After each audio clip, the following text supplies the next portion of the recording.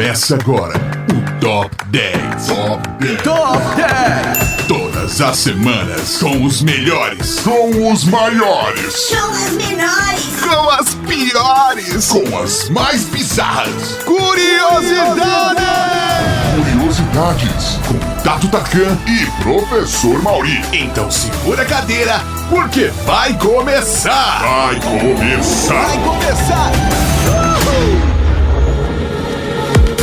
Sejam bem-vindos a mais um Top 10. Eu sou o Tato Tarkan e aqui do meu lado o alienígena Professor Mauri.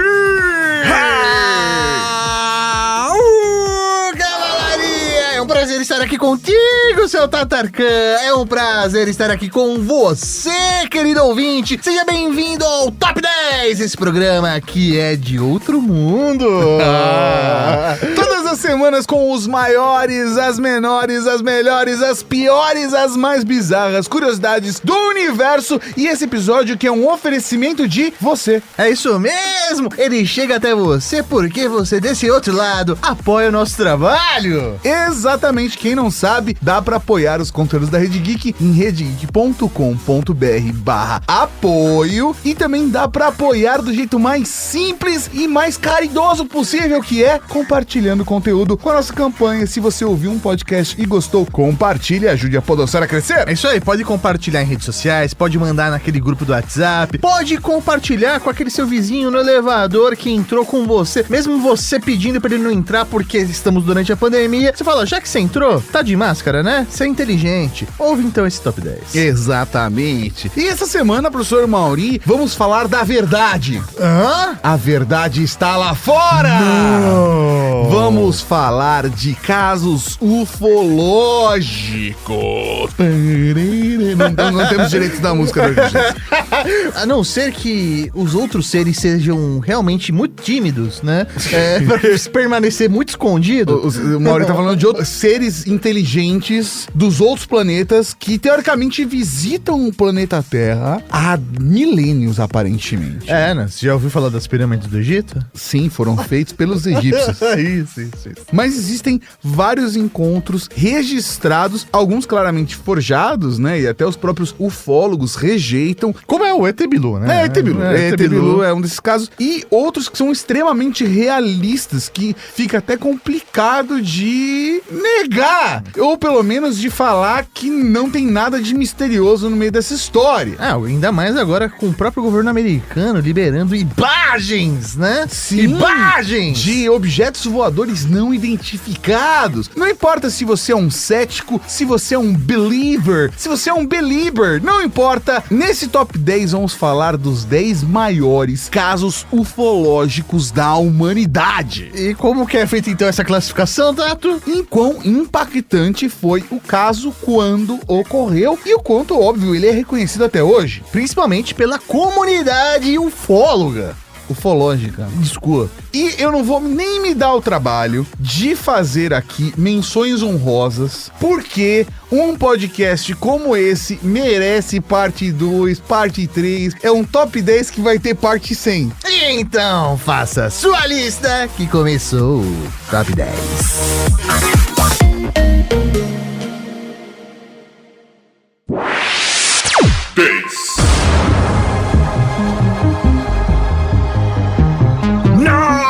Décima colocação, abrindo o Top 10, o caso Suffolk. Esse caso é sinistro. Não, ele é realmente sinistro. Ele não ganhou tanto destaque assim no mundo. Ele é famosíssimo lá na Terra da Rainha, tanto que ele é apelidado de Roswell britânico. Não, é realmente um marco na ufologia. O Roswell, nesse caso, tomava chá, né? Isso, é o Roswell que tomava chá e respeitava o horário. É isso aí, ele é um marco na ufologia pra quem, né, realmente acompanha esses mistérios. Além de ser um dos avistamentos mais esquisitos já registrados na história. Cerca de 3 horas da manhã do dia 26 de dezembro de 1980, algo muito esquisito ocorreu na floresta de Rendlesham, entre as bases da Força Aérea Americana de Woodbridge e Bentwaters, que foi observada por soldados que trabalhavam lá na época. Depois que 2 patrulheiros que passavam perto do portão leste da Força Aérea Real viram luzes na floresta. E considerando, obviamente, a integridade da segurança da base, eles pediram permissão para averiguar o que imaginavam ser uma possível nave abatida. O chefe de voo consentiu e liberou 3 patrulheiros para investigar o que estava acontecendo. Quando eles chegaram lá, relataram ter encontrado um estranho objeto brilhante. De formato triangular, a nave tinha 3 pernas e media cerca de 3 metros de diâmetro por 2 de altura. O tenente-coronel Charles Halt descreveu a cena. Ele falou: iluminou toda a floresta com uma luz branca. O objeto em si tinha uma luz vermelha pulsante em cima e uma fileira de luzes azul embaixo. O objeto parecia pairar ou estar apoiado sobre pernas. Quando os patrulheiros se aproximaram do objeto, ele manobrou entre as árvores e desapareceu. Nesse momento, os animais de uma fazenda próxima entraram em frenesi. A nave ela foi avistada novamente 1 hora depois, perto do portão dos fundos da base.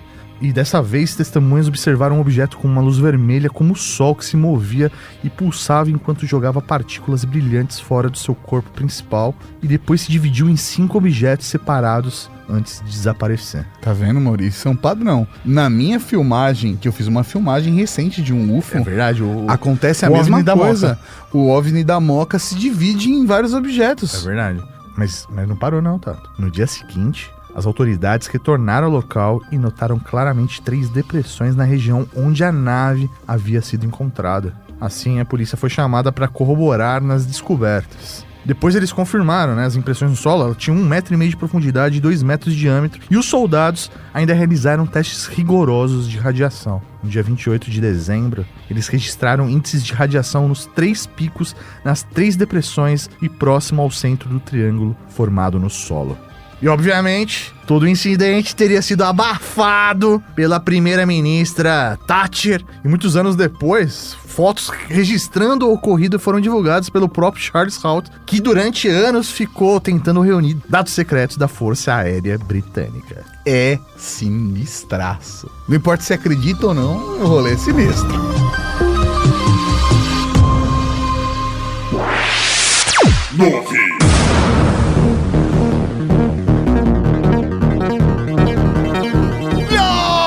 Nona colocação, vamos com o caso de Las Piñas. Isso daqui é meio que 2 casos em um, né? A gente tá considerando, no caso, a região. Aí soma, divide por 2, você vai entender que tá tudo englobado. Mas o que aconteceu, Tato? No dia 3 de setembro de 2000, na cidade de Las Piñas, nas Filipinas, Antônio Israel, de 37 anos, registrou com a sua câmera digital cerca de 40 minutos de imagens de luzes brilhantes que se movimentavam freneticamente pelo céu perto de sua casa. Tá, estranho. O vídeo mostra até uma dúzia de bolas brilhantes se movimentando no céu, ainda claro no início da noite, mudando a cor de vermelho para branco e amarelo. Quase 4 anos mais tarde, no dia 28 de agosto, mais de 10 objetos voadores não identificados foram avistados sob Las Piñas por volta das 19 horas. Segundo as testemunhas, desta vez, os objetos aparentavam surgir do nada, próximos à linha do horizonte e ter como destino a Lua. Caraca, velho! Mais uma vez, Israel conseguiu filmar as aparições que aconteciam em intervalos de 8 minutos. E dessa vez, o rapaz manteve a imagem mais aberta para que fosse possível identificar pontos de referência e estimar o tamanho e a distância dos objetos. Caraca, velho, o que será que Las Piñas tem, hein? Eu não sei, mas tem cidade brasileira que já fez espaço-porto pra ver se pousava OVNI, sabia, Mauri? Caramba, velho. No final era tipo um parque turístico superfaturado pra gerar dinheiro de obra pública. Mas será que eles têm alfândega lá? Com certeza não, Mauri. Free shop? Free shop, com certeza tem free shop. Você pode comprar velcro à vontade, como já diria o pessoal do Homem de Preto. 8.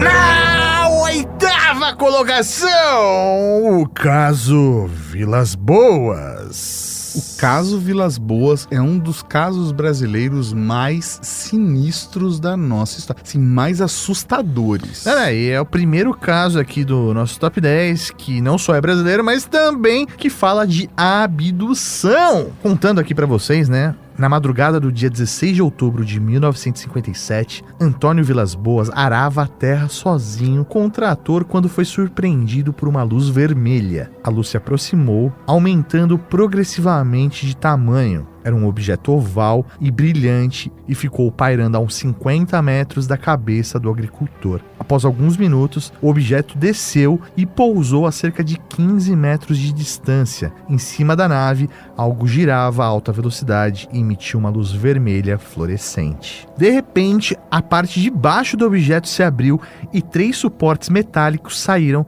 como se fossem um trem de pouso. Percebendo que algo iria acontecer, Antônio pulou do trator e começou a correr, mas um humanoide agarrou pelo braço.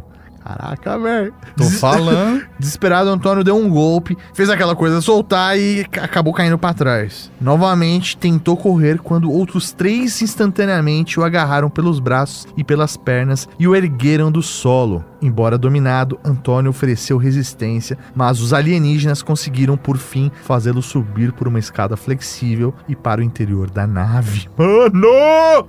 No OVNI, Antônio, contra sua vontade, foi completamente despido. Um líquido oleoso, mas que não deixava a pele engordurada, foi passada no corpo dele como uma espécie de esponja. Em outra sala, 2 seres se aproximaram com um tipo de cálice do qual saíam 2 tubos flexíveis. Eles colocaram a extremidade de um dos tubos no cálice e a outra ponta possuía uma peça de embocadura parecida com uma ventosa, e eles enfiaram no queixo de Vilas Boas. O agricultor não sentiu dor, apenas uma sucção na pele. Seu sangue escorreu pelo tubo e se depositou no cálice, que encheu até a metade. O tubo então foi retirado. O outro tubo, que ainda não havia sido usado, foi colocado do outro lado do queixo, de onde se coletou mais sangue até completar o vasilhame. A pele de Antônio ficou ardendo e coçando no lugar da sangria. Deixado sozinho numa sala que exalava uma fumaça de cheiro desagradável e sufocante que lhe provocou vômitos, Antônio esperou por um longo tempo até que, para seu espanto, surgiu uma mulher de pequena estatura, inteiramente nua. Seus cabelos eram macios e louros, quase cor de platina, e lhe caíam na nuca, com as pontas viradas para dentro. Usava cabelos repartidos ao meio e tinha grandes olhos azuis, amendoados e puxados para o lado. O que mais lhe chamou a atenção foi o fato dela ter os pelos das axilas e dos pubis vermelhos. A humanoide se aproximou do Antônio em silêncio, abraçou e começou a esfregar seu rosto e corpo contra os dele. A porta se fechou e Antônio ficou a sós com a fêmea, com quem acabou tendo relações sexuais. Por fim, aparentando estar cansada, a mulher passou a rejeitar Antônio. Antes de sair da sala, ela virou-se para ele e apontou, primeiro para a própria barriga e depois com um sorriso para o Antônio. E por último, para o alto, como se quisesse dizer que ele iria ser pai de um ser que nascia entre as estrelas. Em seguida, um dos seres voltou com a roupa de Antônio, que se vestiu imediatamente. Antônio foi levado para fora da nave. Antes tentou ainda pegar um objeto para provar a história, mas os captores perceberam e tomaram o objeto de volta. Por fim, a nave decolou verticalmente e sumiu em poucos minutos. Antônio calculou que ficou dentro do OVNI da 1h15 da manhã até as 5h30 da madrugada. Muitos anos depois, manchas negras, explicadas pelos médicos como resultado de uma intoxicação radioativa, surgiram em seu corpo. Embora o caso tenha ocorrido em 1957, o relato só foi publicado em 1965 por um periódico norte-americano. E a gente achando que dá pra encontrar um brasileiro em qualquer lugar do mundo, talvez seja em qualquer lugar da galáxia, amore.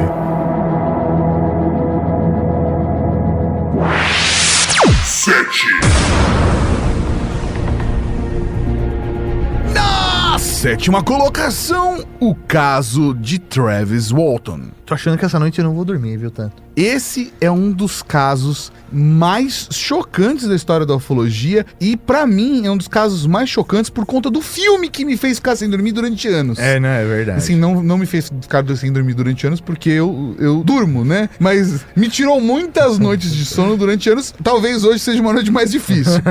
Mas vamos lá. Esse é um dos casos mais marcantes de abdução da história que se tem registrado. A abdução aconteceu no dia 5 de novembro de 1975 com Travis Walton na Floresta Nacional Apache Sitgreaves, no Arizona. Mas o ponto mais peculiar do caso do Walton é que a sua abdução aconteceu na frente de 5 amigos. Caraca, tem testemunha ocular. Que relataram o caso à polícia e acabaram suspeitos de assassinato. Nossa. Foram 5 dias de busca até que Travis reaparecesse a 80 quilômetros de distância, com sinais de esgotamento, desidratação e completamente desorientado. Para o próprio Walton, apenas algumas horas tinham passado. Indícios clássicos de abduções alienígenas para os ufólogos. E de acordo com Walton, ele foi abduzido pelo OVNI que avistou com seus colegas na noite do dia 5 e quando voltou a si, estava cheio de dores pelo corpo, num enorme mal-estar físico. Percebeu que estava deitado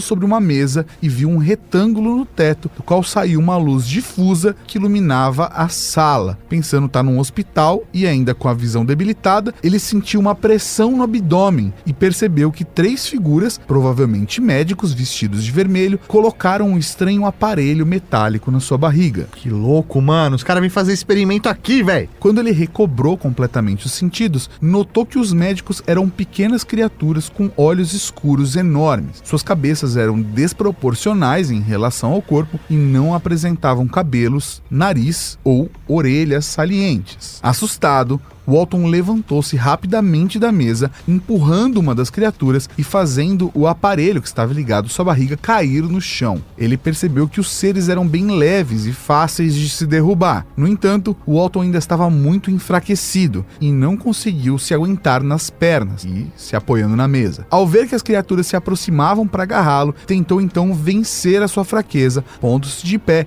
e agarrando um tubo transparente que estava logo acima. Ele tentou quebrar a parte de cima para poder ameaçar os seres, mas o objeto era inquebrável nas falas de Walton. Os seres faziam sinais de não ou pare para ele. Mas Walton começou a gritar para as criaturas se afastarem. Depois de encararem por alguns instantes, os seres saíram por uma porta atrás de si, rapidamente, em direção a um corredor à direita. O abduzido, então, decidiu também sair pela porta em direção ao corredor, buscando uma saída, e encontrou uma sala que parecia ser uma ponte de controle do OVNI. Mexeu com os botões e alavancas até achar melhor parar por não fazer a menor ideia do que ele estava fazendo ali em cima. Vai que ele derruba, né? Exatamente. Eventualmente, o Walton se deparou com um humanoide de 2 metros de altura e cabelos loiros compridos que, sem falar com Travis em algum momento, agarrou pelo braço e levou para fora do OVNI até um grande hangar com naves parecidas. Caraca, velho, é um leão de chácara. Eles foram a uma outra sala, onde Walton viu uma mulher e 2 homens sentados. Walton chegou a perguntar onde estava. Os seres somente olharam para ele com uma expressão serena. Walton continuava a falar e os alienígenas pegaram seus braços e colocaram numa mesa próxima, mas ainda com aquela expressão de compaixão e serenidade. Entendendo que não teria respostas, ele começou a gritar. A mulher pegou um objeto que parecia uma máscara de oxigênio, mas sem nenhum tubo, colocou no nariz e na boca de Walton, que perdeu a consciência e só acordou quando estava deitado perto de uma rua em Herbert. E ao acordar, ele ainda pôde ver o objeto se distanciando. Tanto Walton quanto os amigos passaram por detectores de mentira que nada apontaram. E esse caso deu origem ao filme Fogo no Céu. O filme que tira o sono do Tato. Exatamente, é assustador. Se não me engano, no filme ele não tem a parte do registro, porque esse hangar, em teoria, seria um hangar do governo americano. Tá? Esse trecho do hangar, que óbvio, depois, tal, as memórias, ela volta, mas também volta sendo preenchida por... Sim, pelo subconsciente. Pelo subconsciente ali e tudo mais. O próprio Walton diz que o filme não é um filme verídico, foi colocado cenas para deixar assustador e tudo mais, mas ainda assim é um filme extremamente marcante. Eu gosto de acreditar que ele ia ter uma apendicite e os aliens salvaram ele da encrenca. A vida dele. Exatamente. É o que me faz dormir à noite. Porque o caso é bem sinistro.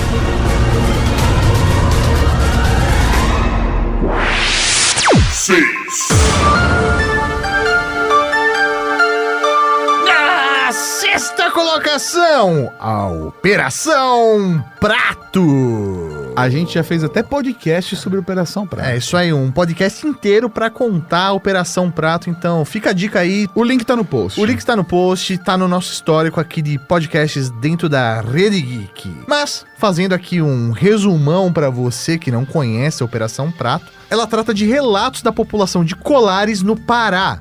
Esse caso foi tão bizarro que fez a Força Aérea Brasileira mandar mais de 20 militares por uma operação especial. Que seria registrar e verificar ocorrências de luzes hostis e manifestações misteriosas na cidade. Eu quero só citar aqui que a gente tá falando alguns casos brasileiros, né? Você fala assim, nossa... Estão valorizando o Brasil? Vocês estão valorizando o Brasil? Não, é porque realmente esses casos ganharam muita importância no cenário internacional. Primeiro, por se ter relatos feitos por militares que estavam envolvidos nos casos. E vários desses casos têm registros oficiais. Isso chama muita atenção. Então, além de serem casos muito reconhecidos internacionalmente, não só por serem diferentes ou por serem grandiosos, eles ainda têm registros de oficiais, o que traz muita seriedade de acordo com os estudiosos do assunto. E aí esses 20 agentes, né, esses 20 militares munidos de câmeras fotográficas e filmadoras montaram, né, uma operação na cidade de Colares para tentar capturar e entender o que estava acontecendo, né? Nos primeiros meses meio que ficou aquela calmaria, nada aconteceu. Não viu nada demais. Até que tudo mudou e começou a surgir no céu noturno objetos luminosos se movimentando de uma maneira bizarra, naves maiores que prédios de 30 andares e depoimentos chocantes da população ribeirinha. Essa operação resultou em documentos com mais de 2.000 páginas, 500 fotos e 16 horas de filmagem. E de acordo com o jornalista Ademar de Vaer, que a gente inclusive já entrevistou, apenas 300 desses documentos foram divulgados pelo governo. Ou seja, quem sabe algum dia a gente vai ver esses filmes, esses registros fotográficos e, de fato, todas as páginas com o que realmente aconteceu na Operação Prato. O que nós sabemos pelos relatos de alguns militares que estavam envolvidos na história é que a situação é muito mais sinistra do que os militares deram a entender na época.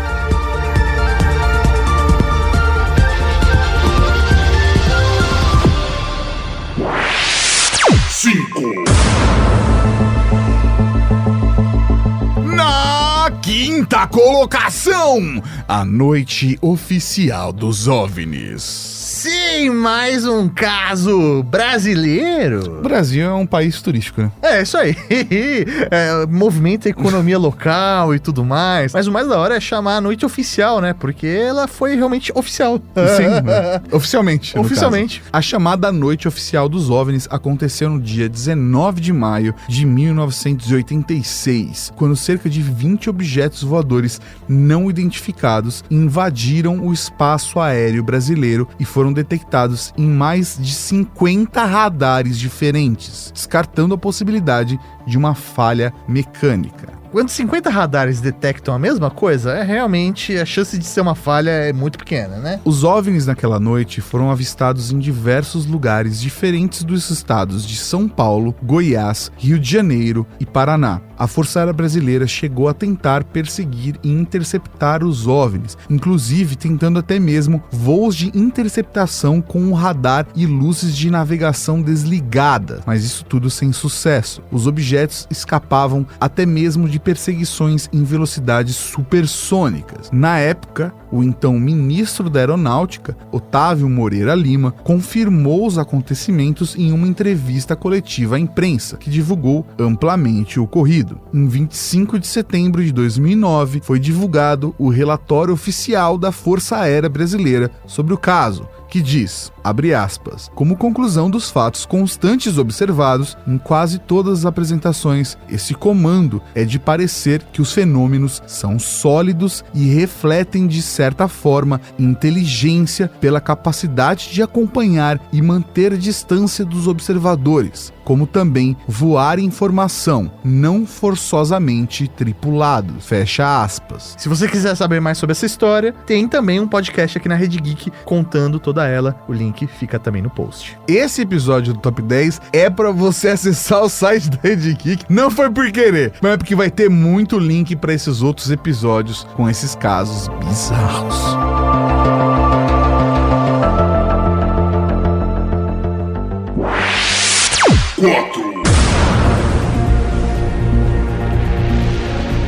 Na quarta colocação, o caso da Marinha Americana em 2019. 2019, recente, Maurinho. Isso aí, o ano de 2019 foi bastante intenso para os que buscam algum tipo de verdade secreta no avistamento de OVNIs. Isso porque o ex-vocalista da banda Blink-182 e atualmente uma estrela da comunidade ufológica divulgou que foi considerado o vídeo mais importante da história dos caçadores de OVNIs. Assustador. O vídeo mostra os caças americanos perseguindo umas luzes durante vários dias, porque essas luzes estavam perseguindo um porta-avião. É, exatamente. Que bizarro. Em setembro desse mesmo ano. E a Marinha admitiu sua veracidade. E é isso que é mais chocante e assustador. A Marinha Americana admitiu a veracidade desse vídeo. As Forças Armadas Americanas não liberaram o vídeo completo, né? Que foi vazado, foi apenas uma parte, né? Mas os entusiastas da ufologia conseguiram botar a mão em 3 registros, um feito em 2004 e 2 em 2015, nos quais pilotos da Marinha encontram um fenômeno aéreo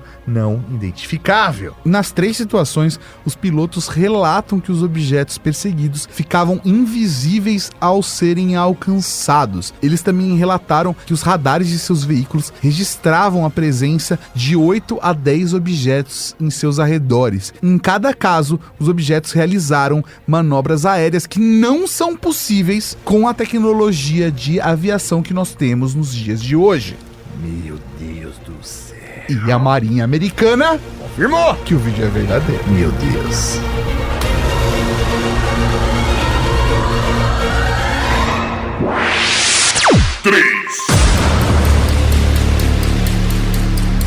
Na terceira colocação, o caso de Betty e Barney Hill. Esse eu não conheço. Assim como a invenção do avião, os americanos querem roubar de nós o marco do primeiro caso de abdução da história de Betty e Barney Hill. Ah, esses americanos. Mas sim, o primeiro avião pode ser considerado americano. Não, mas a primeira jamais. abdução é nossa. A primeira abdução é nossa. Você só pode considerar o que é avião algo que voa, tá?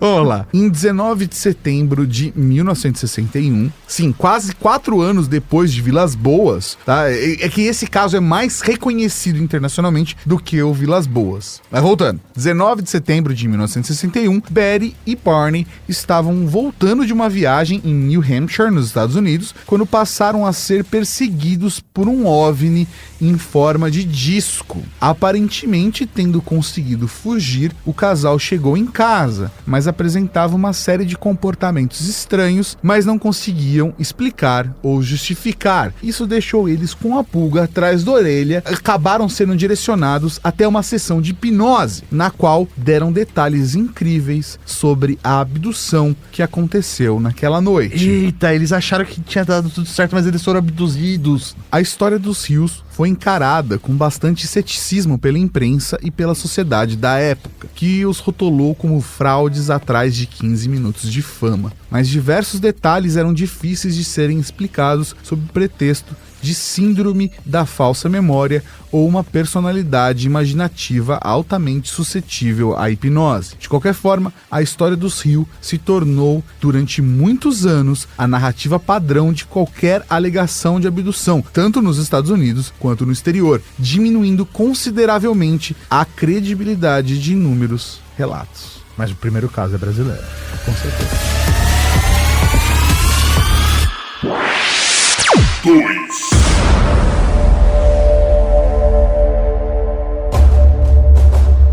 Na segunda colocação, o caso Roswell. Ele é um dos casos mais... Eu acho que é o caso mais famoso, não é o mais importante. Porque não tá na primeira colocação. Não tá na primeira colocação, mas ele é o mais famoso. Com certeza. Praticamente, acho que todo mundo que fala sobre alienígenas e tudo mais acaba fazendo referência a esse caso, que ocorreu em julho de 1947, quando um objeto voador não identificado caiu em um rancho próximo à cidade de Roswell, no Novo México. O primeiro comunicado da base aérea local à imprensa mencionava um disco voador, mas foi rapidamente desmentido por um segundo comunicado. O interesse sobre esse caso era pouco até os anos 70, quando os ufólogos começaram a formar diversas teorias da conspiração, afirmando que os tripulantes alienígenas haviam sido recuperados por militares que depois encobriram toda a situação. Em 1994, a Força Aérea dos Estados Unidos publicou um relatório identificando o objeto caído no rancho como um balão de vigilância de testes nucleares. Pelo amor de Deus, gente, pelo amor de Deus. E Roswell foi chamado pelo autor Bernard Gildenberg como o caso mais conhecido, mais investigado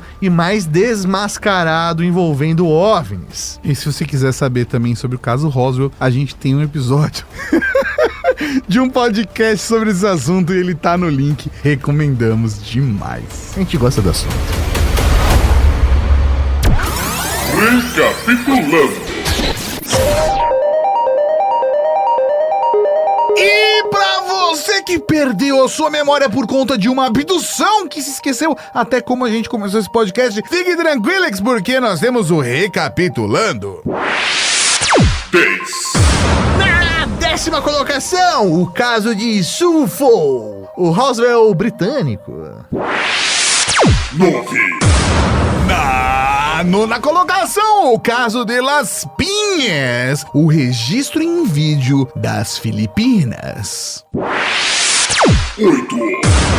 Na 8ª colocação, o primeiro caso de abdução, o caso Vilas Boas. É do Brasil. 7. Na 7ª colocação, o caso que não me deixa dormir, de Travis Walton. 6. Na 6ª colocação, a Operação Prato. 5. Na 5ª colocação, a Noite Oficial dos OVNIs, registrado por 50 radares diferentes em 4 estados brasileiros. 4. 4ª colocação, o caso da Marinha Americana em 2019. 3. Na 3ª colocação, a abdução de Betty e Barney Hill. 2.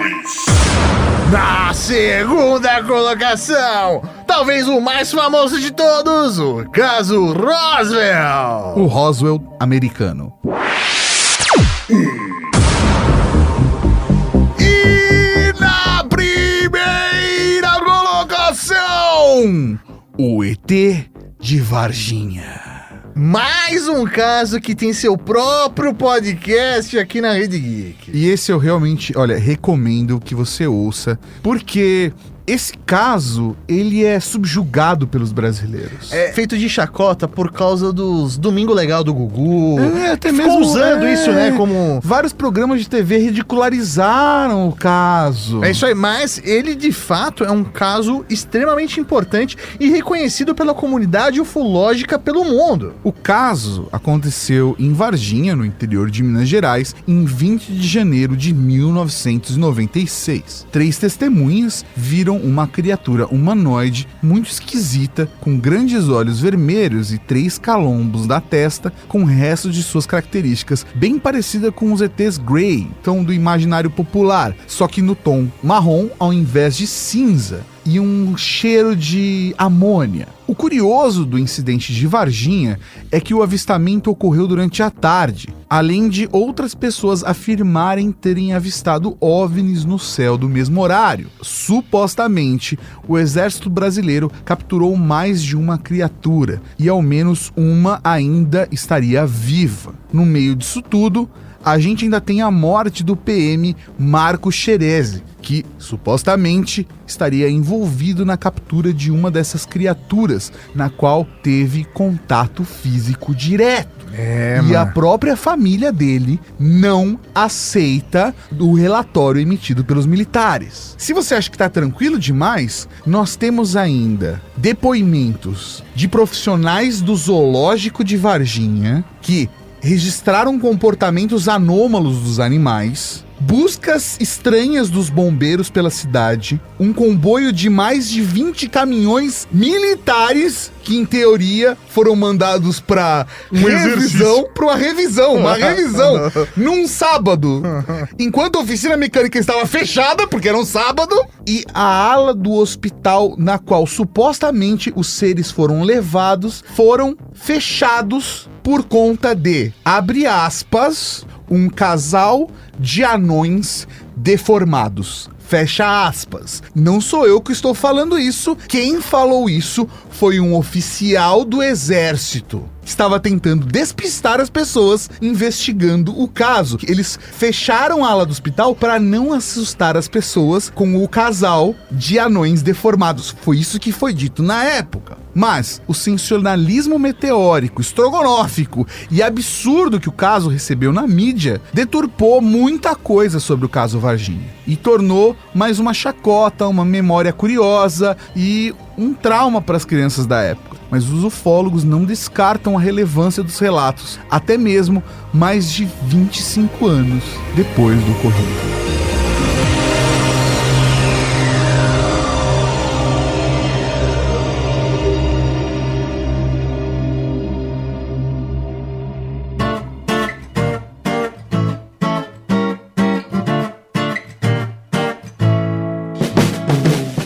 E aí, você gostou desse podcast?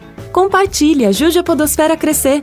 Contribua também enviando sua sugestão de pauta ou comentário em áudio pelo WhatsApp 11 98765 6950. Não se esquece de dizer o seu nome e de onde está falando. Seu feedback vai poder aparecer no nosso programa de sábado, o Serviço de Atendimento à Cavalaria. Esse episódio foi realizado graças ao apoio de outros ouvintes como você. E para saber como apoiar nosso trabalho também, acesse redegeek.com.br/apoio. A direção e a apresentação são do Tato Tarkan e do professor Mauri. A produção é da Laura Canteiras e da Letícia Martim. A pauta e a pesquisa são do Fernando Baroni. A arte do Didi Tardelli e a edição divina de São Eduardo. Conheça todos os nossos podcasts procurando Rede Geek em seu agregador favorito ou em redegeek.com.br.